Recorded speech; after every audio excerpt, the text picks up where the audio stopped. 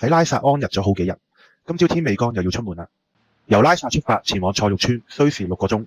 今次嘅車程會經過2個湖，一個係羊湖，另一個係普莫雍錯。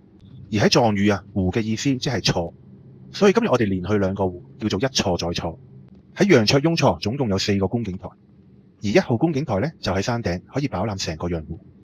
不過今次司機冇停喺1號觀景台，有啲可惜，仲諗住喺同一個位置影返張10年前後嘅對比。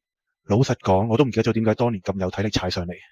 司機最後喺4號觀景台放低我哋，去完個廁所望一望個打卡點，冇乜特別，同個湖太近啦，冇咗個距離感，而且唔係俯瞰。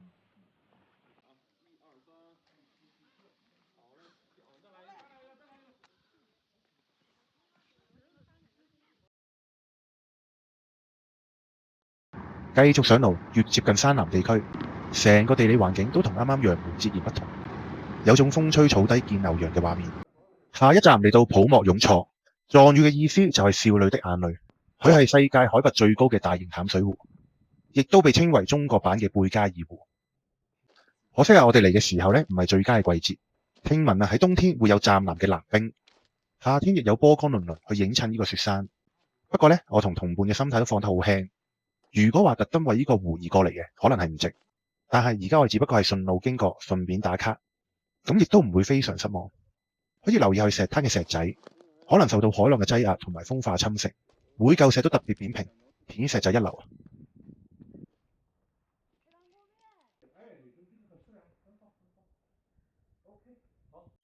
告別普莫雍錯，嚟到洛澤縣，喺最高點有個牌坊，實測海拔係5300米，暫時有人生海拔最高嘅高度。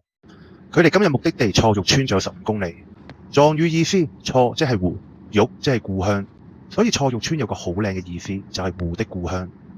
可惜成個大峽谷環境極之惡劣，可能經常有泥石流嘅出現，所以成段路都係修緊路嘅情況。佢算係我西藏遇過路況最惡劣嘅路段之一。坐到腰酸腳痹，終於嚟到今日嘅住宿——白馬林農民家庭旅館，非常傳統嘅藏族民宿，評價亦都好高，仲拎過縣裏邊頒發嘅2等獎，有成2萬蚊獎金。